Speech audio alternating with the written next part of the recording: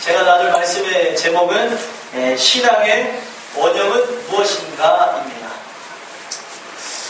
신앙이 무엇입니까, 여러분? 신앙이란 우리가 모든 부분에서 이 신앙에 대한 그런 뜻은 다 알고 있지만 우선 사전적인 의미를 말씀드리면 한문으로 믿을 신과 우러를 안으로 배어져 있습니다. 그러니까 그 뜻을 풀이하면은 믿고 받드는 것이라고 네이버 지식인의 사전에 나와 있더라고요. 제가 그걸 통해서 다시 한번 생각해 보는 건데, 신앙이라는 것은 하나님을 믿고 받드는 것인데, 만약에 여러분들 우리가 하나님을 믿고 받드는 부분에서 하나님이 주신 믿음이 없다면 그 신앙이라는 것이 성립이 되냐라는 질문을 드리고 싶습니다. 성립이 됩니까? 아니죠. 성립이 될 수가 없죠. 우리가 그 하나님을 믿고 그 하나님을 받들고 하나님을 바라보게 되어지는 것, 이것은 하나님이 주시는 믿음이 없이는 절대로 불가능한 것입니다.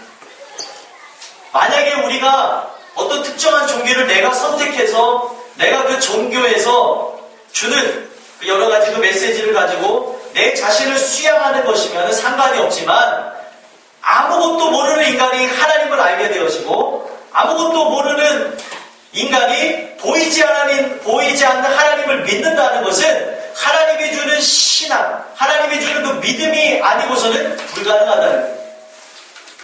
신앙이라는 본래 그런 것이라는 겁니다. 하나님이 주신 믿음을 갖고 시작을 하는 것이죠. 근데 문제는 무엇이냐?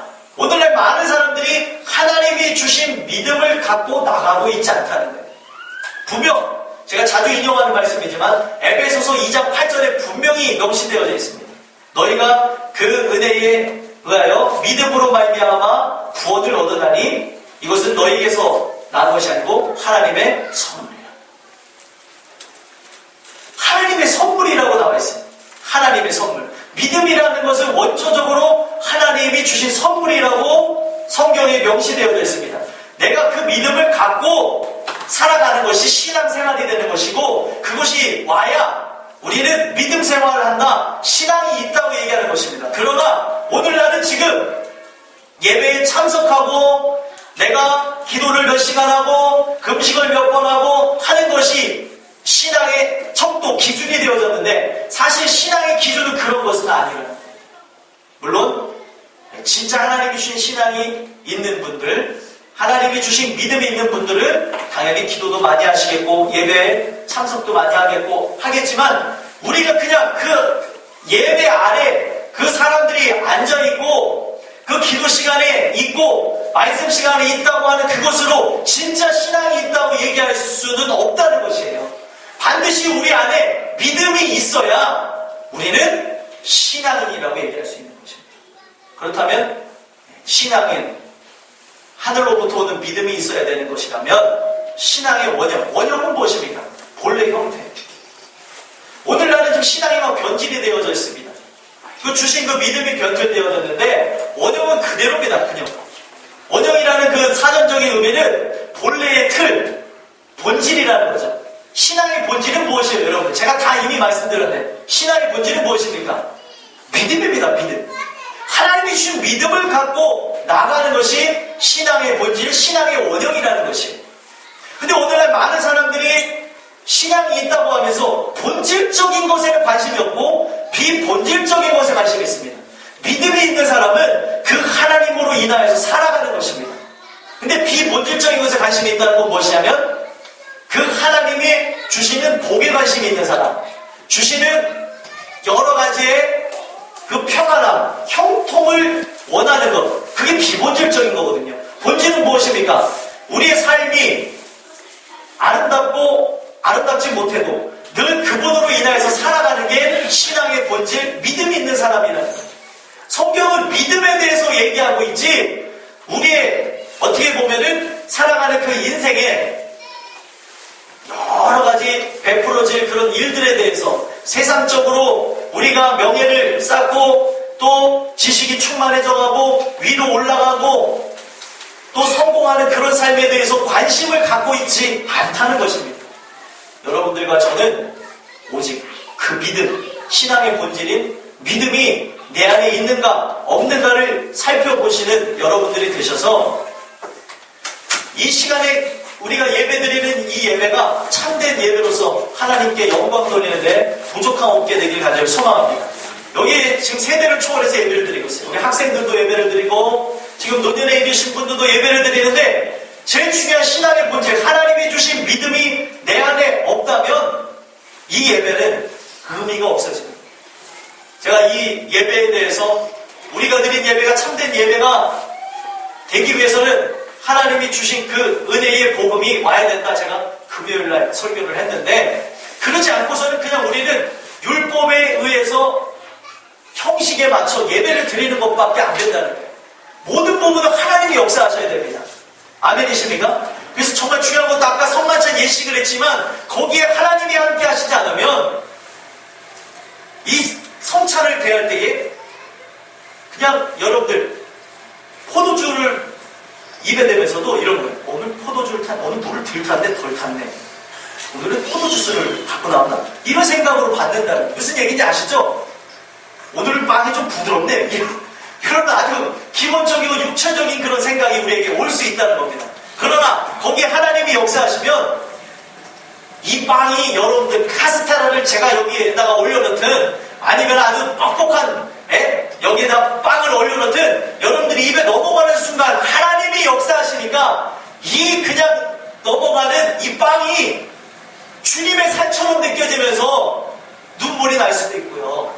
또 포도주를 마시면서 이게 주님의 피라고 느껴지면서 우리의 마음을 뜨겁게 할 수 있다는 그 그리스도의 흘리신 피가 나를 구원하셨다. 그 벅차오르는 감정이 올 수도 있다는 거예요. 제가 여러분들의 감정을 자극하려고 이것을 하는 것이 아니라 제일 중요한 것은 이 모든 부분에서 하나님이 역사하시지 않으면 모든 부분은 껍데기에 불과하다는 거예요. 껍데기. 이 예배를 드리고 있지만 어떤 사람에게는 하나님 앞에 자신을 제물로 드리면서 예배를 드리는 사람이 있는가 하면 지금 이 시간에 그냥 시간을 보내는 사람도 있다는 거예요. 여러분들과 저는 오늘 이 말씀을 통해서 신앙의 원형, 신앙의 본질인 그 믿음이 여러분들 안에 다 들어가 있게 되기를 간절히 소망합니다. 이 말씀을 통해서 제가 여러분들에게 전달하고 싶은 건 무엇이냐? 하박국은요, 믿음에 대해서 얘기했던 사람입니다. 하박국서 2장 4절에 보면은 의인은 믿음으로 말미암아 살리라. 의인은 다른 걸로 사는 게 아니에요. 의인은 여러 가지 부분에서 우리가 채워져 있어서 사는 것이 아닙니다. 없어도 살고요, 있어도 살고요, 또 있다가 없어져도 사는 게 의인입니다. 그것이 진정한 그리스도인이에요. 아멘이십니까? 여러분들 실제적인 원초적인 질문을 드릴게요. 여러분들 말씀을 전하기에 앞서서 한번 생각해 보세요. 여러분들은 언제 행복하십니까? 언제? 있어야 좀 행복하잖아요. 돈이 좀 있어야 행복하지 않습니까? 좋은 옷을 입어야, 좋은 차를 가져야, 좋은 집을 가져야, 또 학생들은 공부를 좀 잘해야, 또 축구를 좀 잘해야, 뭘 잘해야 우리가 마음에 흡족함을 느끼는데 여러분들과 저는 오늘 이 예배를 통하여서 우리 오직 한 분인 우리 하나님 한 분만으로 만족하는 귀한 그 신앙이 여러분들의 것이 될 수 있게 되길 간절히 소망합니다. 그런 부분에서 제가 하박국을 소개하는데 이 하박국은 신앙의 원형을 얘기하는 사람입니다. 믿음에 대해서 얘기하는 사람. 믿음이 얼마나 충만한지 하박국서 1장 2장에 보면은 하박국이 어떤 일을 하냐면 유다라고 하는 나라가 정치적으로나 사회적으로나 또 경제적으로나 군사적으로 모든 부분이 다 하나님이 보시기에 가증스러운 행동을 하는 걸 봤습니다. 그러면서 그의 믿음이 얼마나 충만한지, 왜 하나님 저들이 저렇게 타락했는데 저들이 저렇게 하나님을 거역하고 살아가는데 어찌하여서 저들에게 심판을 주지 않습니까? 심판을 달라고 기도했던 사람. 그랬더니 하나님이 내가 저들을 심판할 것이다. 저들을 심판하는데 바벨론이라고 하는 나라를 세워서 내가 심판할 거다. 그랬더니 이 하박국이 하나님 앞에 또 질문하는 거예요. 왜 하필이면 바벨론입니까? 저들은 우리보다 더 악한데 왜 저들을 통하여서 하나님 나라를 심판하십니다. 그랬더니 하나님이 저들은 그냥 단지 너희들을 심판하는 도구일 뿐 저들도 저희들의 죄 때문에 저희들의 교만 때문에 내가 저희들을 심판할 것이다. 그런 내용을 가지고 하나님과 함께 질문을 던지고 답을 듣는 그런 모습이 나온다. 그러면서 여러분들이 읽은 본문의 3장 16절에서부터 19절까지의 말씀까지 오게 되는 것인데 왜 하나님을 찬양하게 되어지냐? 하나님의 심판사역은 하나님의 주권에 의해서 하나님이 하시고자 하는 그 거룩하신 행동에 의해서 이루어지는데 죄로 인하여서 죽어야 될 인간, 죄로 인하여서 멸망받아야 될 그 모든 인간에게 하나님을 믿지 않는 그 믿음, 하나님을 믿는 모습이 없는 사람이면 모든 사람들에게 다 심판을 주시겠다라는 하나님의 공의로 이 모든 걸 진행하면서 이 하박국이 하나님을 찬양하면서 마칩니다. 여러분들과 저는 이 하박국의 그 신앙, 그 하박국의 그 믿음, 하박국이 그렇게 뿌리졌던 그 믿음이 무엇인가를 살펴보는 여러분들이 되시고 또 제가 되셔서 은혜가 넘치는 여러분들과 제가 되기를 간절히 소망합니다. 그러면은 하박국이 말하는 믿음이 무엇이냐? 제가 세 가지만 말씀드릴 거예요. 세 가지. 첫 번째, 하박국이 말하는 그 믿음이란 하나님의 뜻이 이루어지기를 바라는 것이라는. 아멘이십니까? 믿음이란 하나님의 뜻이 이루어지기를 바라는 것인데 여러분 하나님의 뜻 이루어지기를 바라시죠? 아멘이시죠? 근데 정말 중요한 것은 하나님의 뜻이 이루어지는 부분에서 그 하나님의 뜻이라는 것은 내 마음도 합해야 하나님의 뜻일 때가 있습니다. 그렇죠? 내가 생각했을 때 좋은 일, 내가 생각했을 때 기쁜 일이 하나님의 뜻인 경우가 너무 많은데 성경은 하나님의 뜻이라는 것은 내 감정, 내 생각, 내가 가지고 있는 지성으로 얘기할 수 있는 것이 아니라고 얘기하고 있습니다. 왜 제가 이런 말씀을 드리냐? 진정 하나님의 뜻은 두려워도 이루어지기를 바라야 그것이 믿음이라는 거예요. 16절 한번 읽어보겠습니다. 16절 한번 읽겠습니다. 시작. 내가 그리스도로 내 자체가 주되었고 그리스도로 말미암아 내 이슬이 걸렸도다. 우리가 우리 주로 올라오는 방향까지 내가 기다리고 썩인 젖이 내 뼈에 들어왔으며 내 무릎의 초소에서 떨리는도다. 아멘. 자, 이 내용을 보면 내가 들었으므로 내 창자가 흔들렸고 그 목소리로 말미암아 내 입술이 떨렸도다. 이것은 무엇을 의미하는 거냐면 하박국이 이 땅에 심판을 달라고 기도했습니다. 심판을 달라고 했더니 하나님이 음성을 주시는데 그 음성을 통하여서 그가 듣는데 창자가 흔들릴 정도라는 거예요. 그냥 하나님의 음성을 들어서 창자가 흔들리는 것이 아니라 그 심판의 참상을 하나님이 얘기해 주시는데 이 심판이 얼마나 참혹한지 이 바벨론을 통하여서 남유다라고 하는 자신의 나라가 멸망하게 되는 걸 들으면서 너무 사랑하는 나라니까 이 창자가 보이게 되는 거예요. 그리고 어떻게 됩니까? 그 목소리의 그 위험, 하나님이 하시는 그 말씀을 들으면서 자기 입술이 떨릴 정도로 두려움이 임한다는 겁니다. 근데 믿음이 무엇입니까? 두려워도 하나님의 뜻이 이루어지기를 바라는 것이 믿음이라는 거예요. 아멘이십니까? 근데 오늘날 살아가는 여러분들의 삶과 저의 삶은 하나님의 뜻이 이루어지기를 바라는데 사실 그 뜻은 내 생각도 좀 들어간 상태에서 내 마음도 조금 흡족한 상태에서 이루어지는 하나님의 뜻이지 내 생각, 내가 갖고 있는 그 감정을 떠난 하나님의 뜻이 이루어지기를 바라는 사람은 거의 없다는 거예요. 여러분들이 하늘로부터 오는 그 믿음, 하나님이 주신 믿음이 있으면 저는 이 하박국에 가지고 있는 그 믿음에까지 여러분들이 성장할 것이라 믿습니다.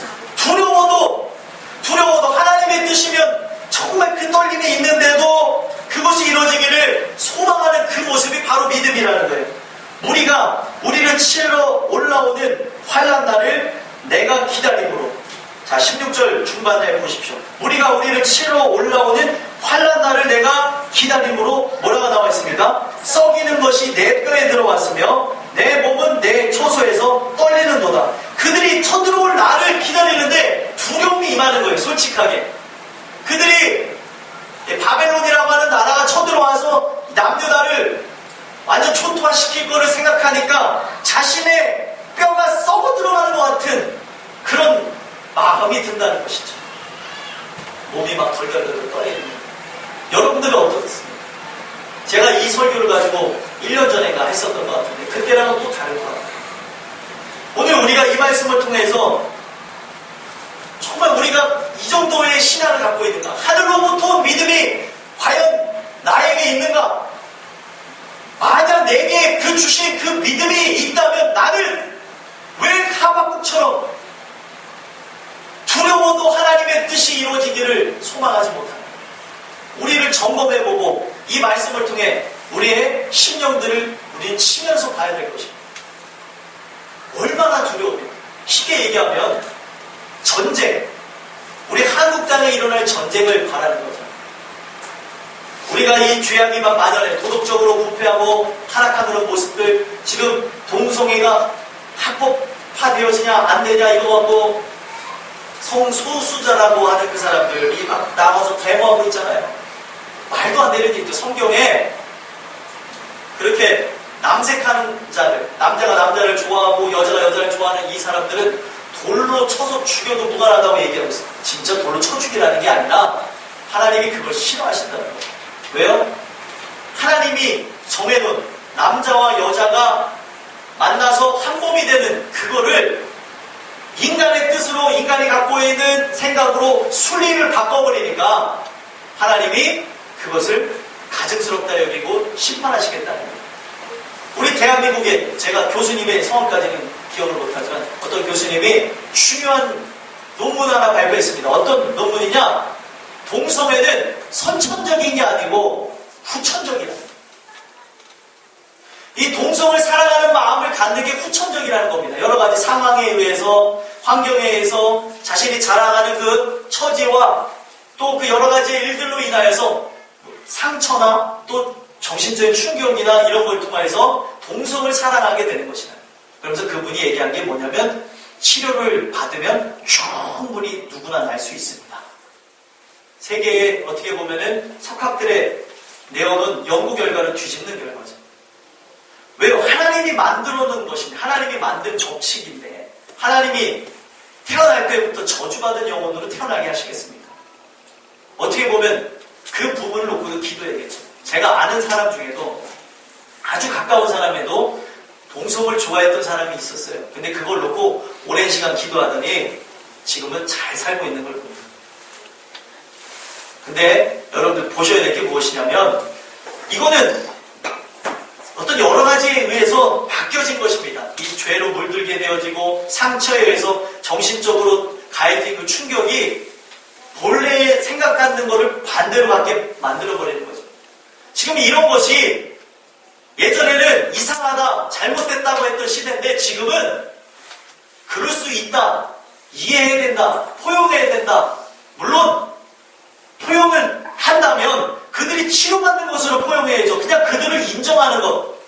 이것이 잘못된 것인데 잘못되지 않았다고 하는 건 이건 문제가 있는 것이라는 거예요. 근데 이것이 지금 어떻게 하고 있습니까? 우리나라뿐만 아니라 전 세계적으로 지금 움직임이 일어나서 동성애는 정말 일어날 수 있는 것이다라고 가리키고 있는 실정에 다다랐다는 거예요.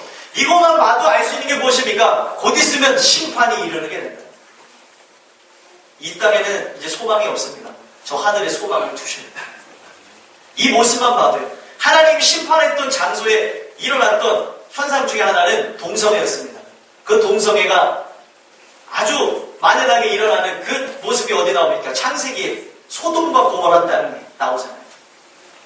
그 소돔이라고 하는 그 뜻 자체가 동성애를 한다, 남색을 한다는 뜻을 원래 원어적으로 갖고 있다는 것입니다. 그런 것으로도 봤을 때에 지금 그런 모습으로 나갔던 도시는 결국에 멸망했습니다. 그러면 우리가 사는 이 시대도 곧 있으면 멸망할 거예요. 근데 오늘날 많은 사람들이 동성애가 합법화되는 부분에서 막게 하는 기도는 할지언정 누가 이 동성애로 이것이 합법화되는 그 과정에서 이 나라가 하나님 죄를 범하고 있사오니 이 나라를 심판해달라고 하는 기도를 누가 하겠냐는 거예요.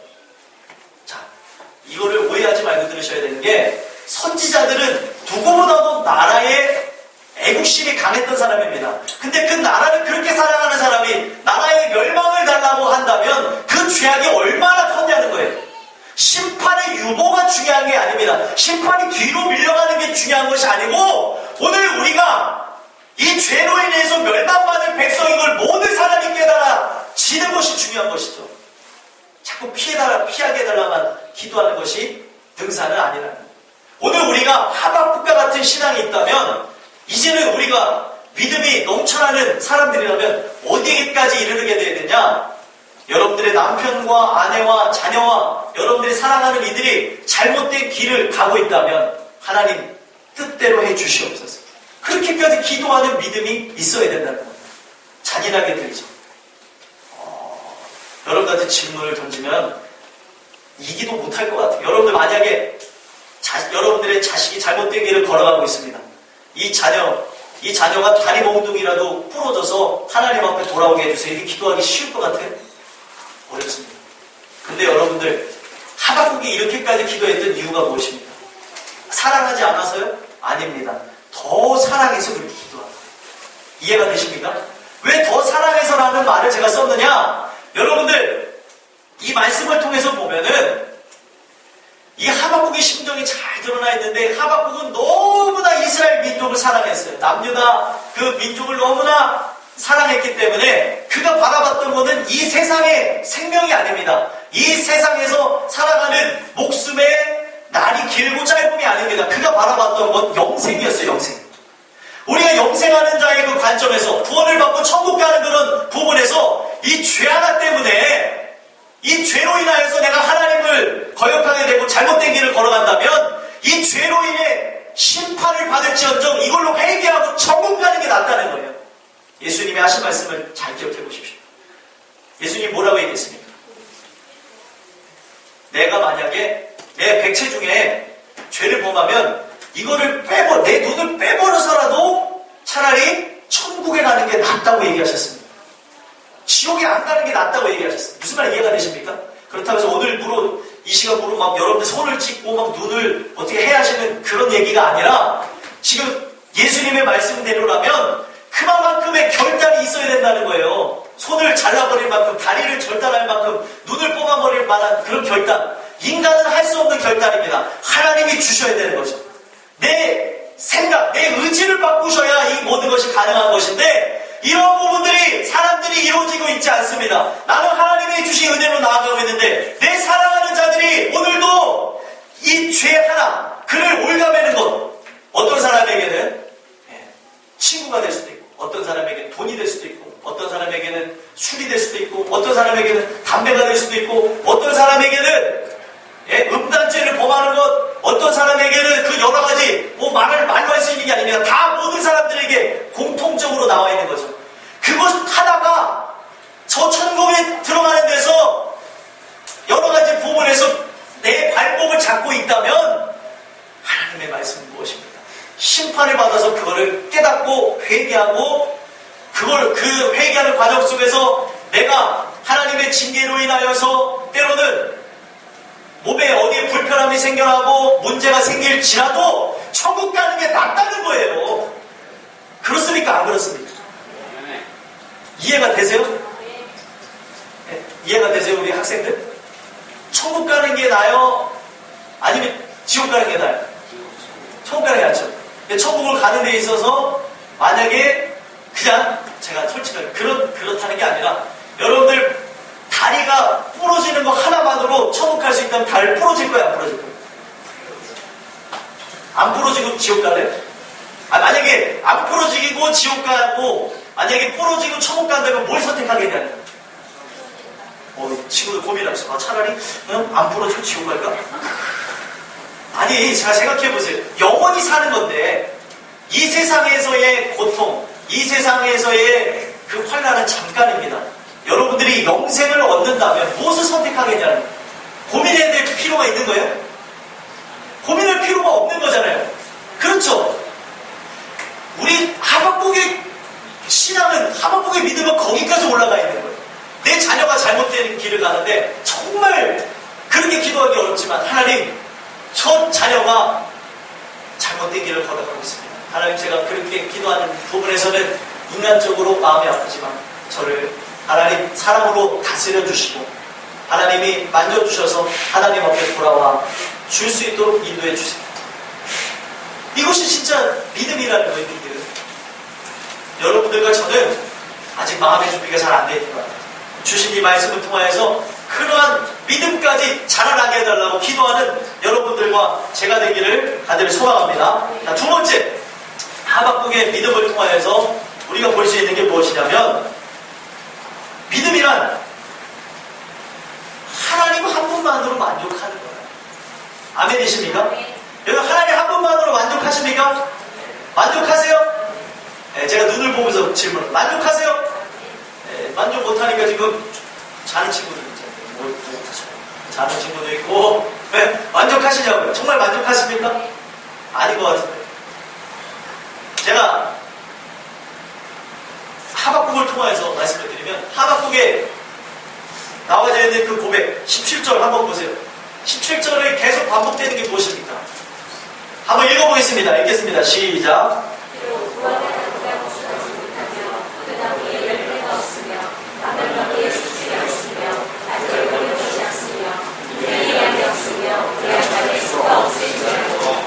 아멘.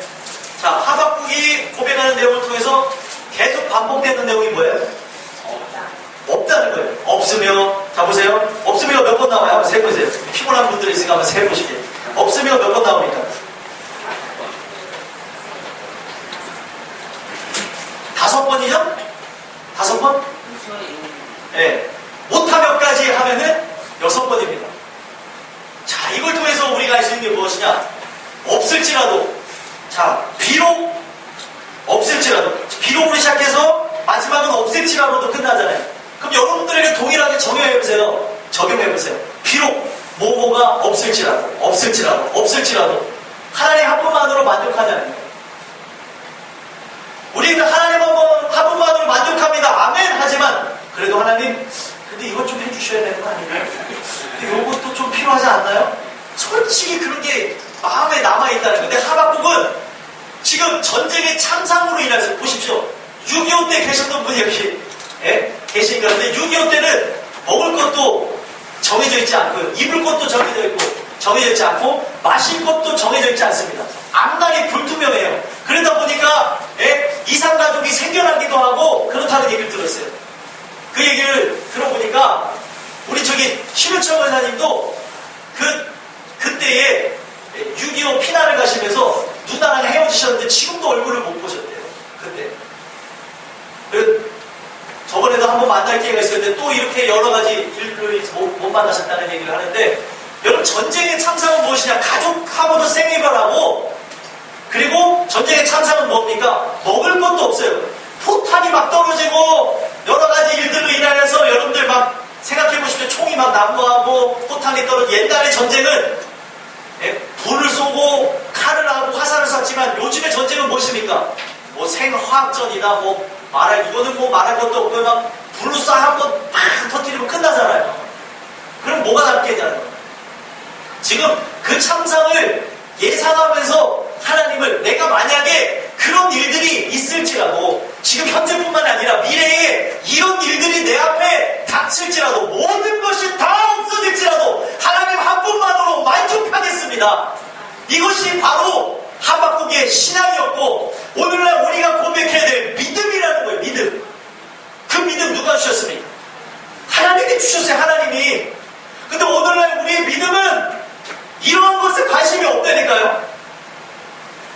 지금 하박국이 고백하는 대로라면, 그들의 그런 여러 가지 참상을 보면, 여러 가지 그 일들을 보면 충분히 그들에게 멸망의 날이 오게 될 만한 상황이었던 것처럼, 그 모든 걸 통해서 보면 우리가 살아가는 이 땅도 곧 있으면 환난 날이 오게 됩니다. 그 환난 날이 다가올 때에 두려움이 있고, 그 환난 날이 다가와서 우리 앞에 당장 먹을 것이 없고 입을 것이 없고 마실 것이 없을지라도, 그 어떠한 인간이 살아가는 부분에서 그 생리적인 그 모든 일을 감당하지 없을지라도 하나님 한 분만으로 만족하며 나아가는 그 믿음이 여러분들의 믿음이 될 수 있게 되기를 소망합니다.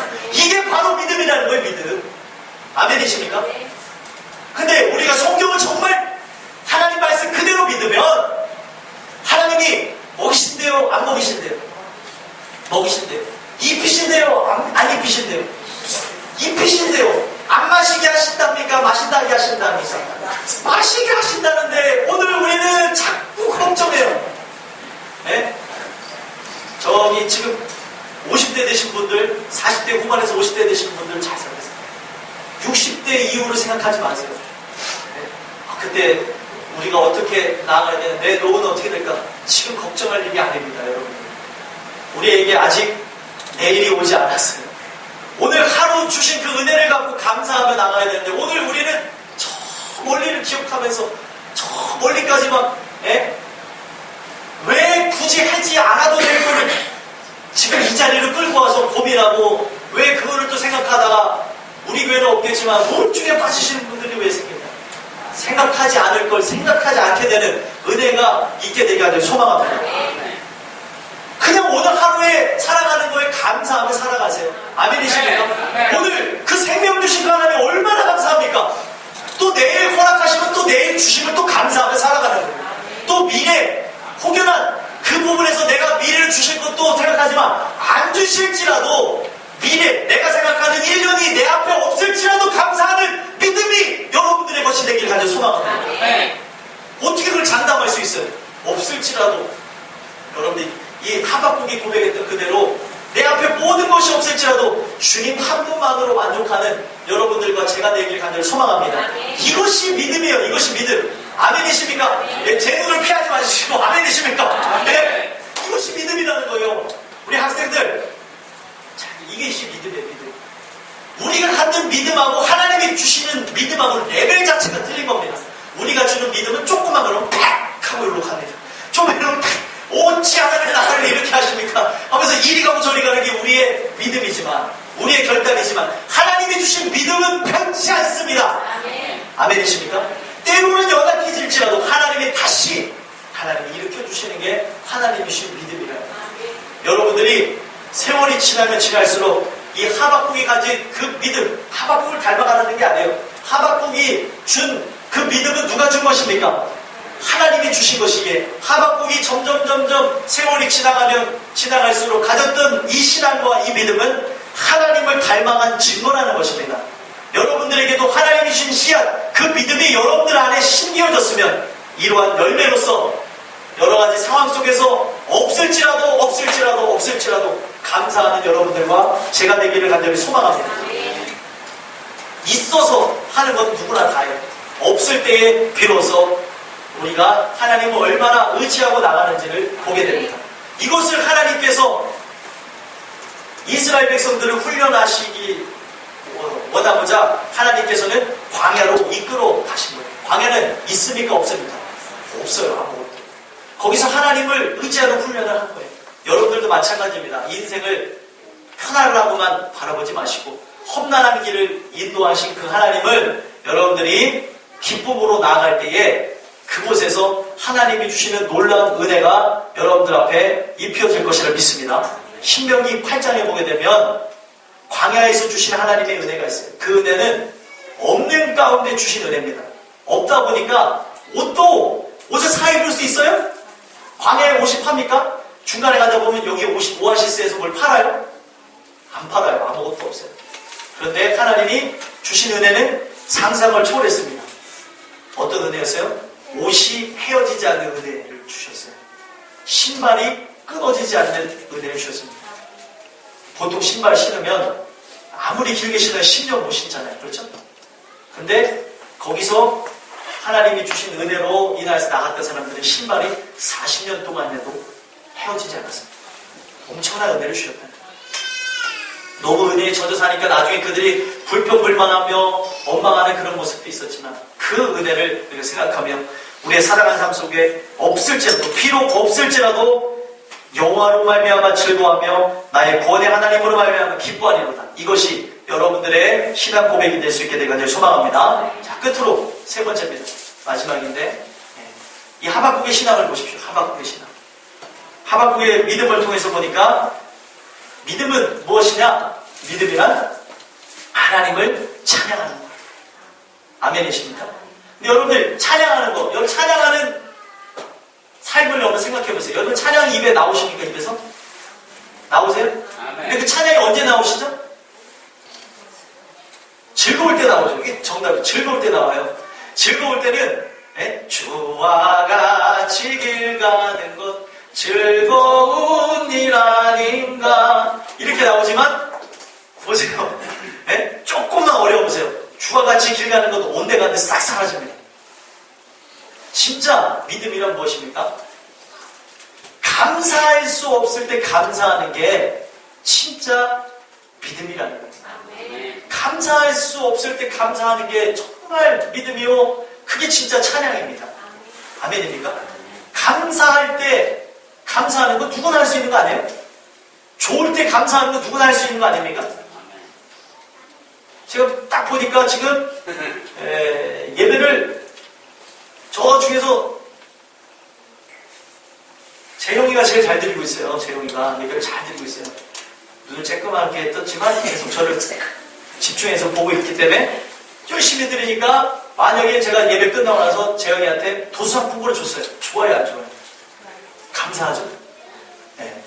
근데 만약에 감사한 그 일인데 농담입니다. 그 다음 나는 안 할게요. 준다 그랬다가 안 주면 또 욕하겠죠.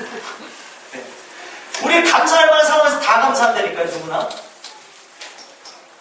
내가 이 부분에서 생각지도 않았는데 하나님이 일을 주셨어요. 감사합니다. 근데 생각지도 않은 일이 즐거운 일이라면 누구나 감사하겠지만 생각지도 않았던 일이 내가 즐거워할 만한 일이 아닌데 감사한다. 거기서 진짜 믿음이 나오는 거예요. 거기서. 여러분들과 저는 오늘 이 말씀을 통해서 우리가 주신 믿음을 갖고 하나님을 찬양할 때에 그리 아니하실지라도 하나님을 인하여서 찬양하고 영광 돌리는 여러분들과 제가 됐으면 좋겠습니다. 자, 19절 한번 읽어보겠습니다. 읽겠습니다. 시작. 주 여호와는 나의 힘이시라. 나의 발을 산과 같게 하사 나를 나의 높은 곳으로 달리게 하시리로다. 이 노래를 지휘하는 사람을 위하여 내 손에 바친 것이시라. 아멘. 하박국서 3장 전체는 하나님 심판 사역에 대한 찬양으로 보시면 되겠습니다. 근데 여러분들 봐야 될 게 무엇입니까? 마지막 29절로 이 찬양을 마치면서 자신의 입술로 나와서 그 모든 부분을 하나님 앞에 찬양으로 올리면서 마치는 가운데에 그가 고백한 게 무엇이에요? 주 여호와는 나의 힘이시라. 보십시오. 모든 게 무너졌습니다. 먹을 게 없고 입을 게 없고 마실 게 없고 모든 게 초토화되는 그 상황에서 고백할 수 있는 게 무엇이겠습니까? 하나님 한 분밖에 없어요. 모든 것이 다 무너졌을지라도 하나님이 여러분들의 힘이 되시면 다시 일어설 수 있습니다. 아멘이십니까? 모든 게 다 끝났다고 하는 그때에 하나님이 여러분들의 능력이 되시면 다시 회복할 수 있습니다. 근데 하나님이 여러분들의 힘이 되지 않고 자꾸 세상이 힘이 없고 세상이 여러분들의 능력이 없으면 없어지는 그 순간 다 끝난 거예요. 근데 여러분들 보십시오. 세상 사람들은 세상을 의지했던 게 힘이었습니다. 그렇기 때문에 그것이 없어지면 그것에 대한 상실감에 의해서 자살하는 사람도 있습니다. 심지어. 그러나 믿는 사람은 없어지는 것에 대한 두려움을 갖고 살아가는 게 아니라 우리의 유일한 힘이 하나님이셨기 때문에 없을지라도 살고 있을지라도 사는 거예요. 아멘이십니까? 여러분들과 저는 그런 은혜가 넘쳐나는 찬양의 사람들이 되셨으면 좋겠습니다. 그러면서 나의 발을 뭐같이 하신대요? 사슴과 같이 하사 나를 나의 높은 곳으로 다니게 하시리로다. 왜 내 발을 사슴같이 하시냐? 왜 사슴같이 해달라고 했을까요? 사슴의 발은 어때요? 솔직히 보기 어떻습니까? 굉장히 빈약하지 않아요? 빈약하고 마치 바람을 불면 부러질 것 같은 그 다리가 사슴다리인데 왜 자신의 발을 사슴과 같이 해달라고 기도했느냐?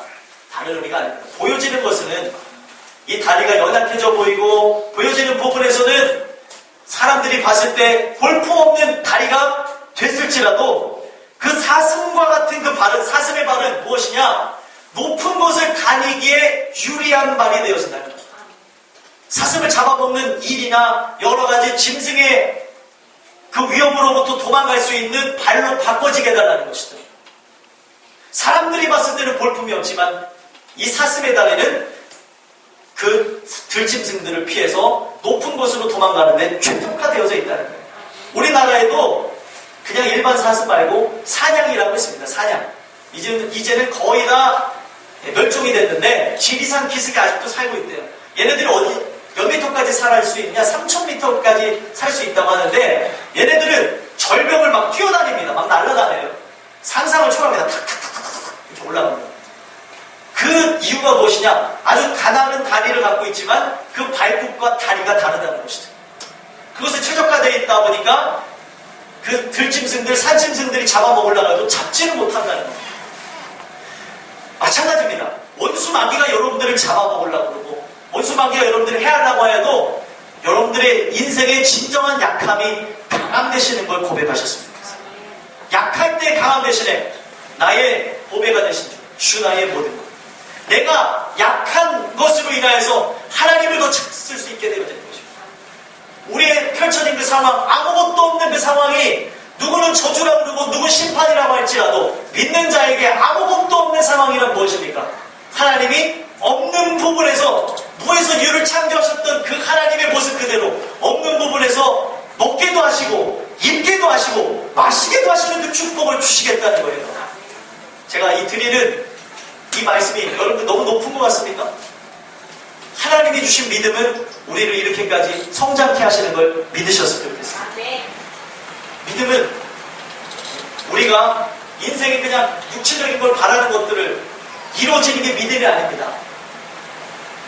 우리의 진정한 믿음은 하나님을 기쁘시게 하고 그 하나님을 기쁘시게 하는 그 마음에서 거기서 끝나는 것이 아니라 기쁘시게 하는 그 삶이 계속 되어져서 내 삶에 내 생각과 다른 일들이 이루어질지라도 찬양하는 그 삶이 진짜 믿음이 있는 자의 삶이라. 여러분들과 저는 우리의 살아가는 삶 속에 하나님이 어떤 일을 주실지 모르겠습니다. 그 일이 심판일지언정 두려워하지 않았습니다. 그 일이 좋지 않은 일들이 내 앞에 펼쳐져 있을지라도 감사하셨으면 좋겠습니다. 오늘 하루를 살아갈 때에도 감사하시는 건 당연한 것이고요. 미래에 여러분들이 주님으로 인하여서 받아야 될 고통이 있다면 그 고통까지도 여호와는 나의 힘이 되심으로 세상의 힘이 아니라 여호와가 나의 힘이 되어주심으로 모든 걸 이기고 나가는 귀한 역사가 여러분들의 것이 될 수 있게 되기를 소망합니다. 오늘 주신 말씀 여러분들 마음가짐에 새기시고 나가고 믿음이란 뭐라고요? 첫 번째 믿음이란 두려워도 하나님의 뜻이 이루어지길 바라는 게 믿음이고요. 두 번째 믿음이란 무엇입니까? 하나님 한 분만으로 만족하는 게 믿음이고요. 마지막 세 번째 믿음은 무엇입니까?